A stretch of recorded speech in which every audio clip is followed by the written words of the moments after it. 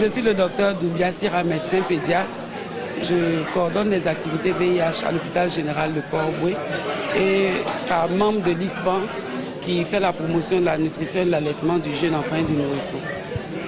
À ce titre, nous avons eu la charge de parler des entraves de l'allaitement au cours de ce colloque et les entraves de l'alimentation de remplacement.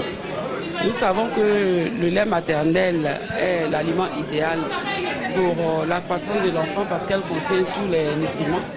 Et les partenaires au développement, l'OMS et l'UNICEF, en son temps, avaient décidé de faire la promotion à travers les initiatives, vu le taux de démortalité qui était très élevé. Et nous nous rendons compte, malgré cela, il y a toujours des entraves qui font que l'allaitement maternel n'est pas réellement pratiqué, car les taux sont bas en Afrique, bien que nous sommes dans un pays en développement. Donc nous remarquons que ces entraves sont dues même aux prestataires de santé qui ne mettent pas en pratique réellement et qui ne passent pas l'information aux mères qui viennent accoucher dans les hôpitaux. Donc là, c'est un cri de cœur et dire aux prestataires devant ce taux qui nous a été dit de nutrition, surtout de malnutrition chez les enfants, avant 6 mois, sont dus à des mauvaises pratiques. Et il y a quand même des entraves également qui sont dues aux barrières socio-culturelles qui font qu'il y a certaines qui abandonnent l'allaitement.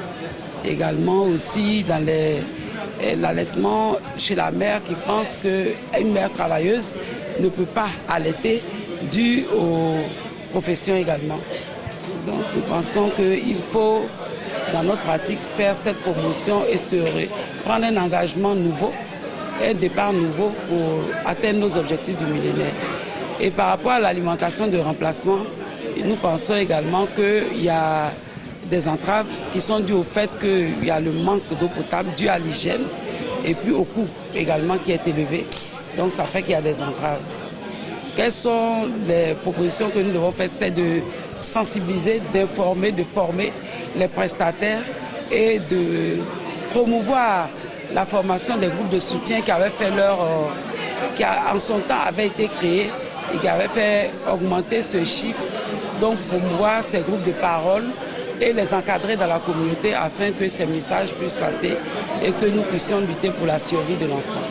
Donc nous pensons que ces journées nous permettent de revoir un peu nos façons d'agir et d'améliorer nos compétences. Je vous remercie.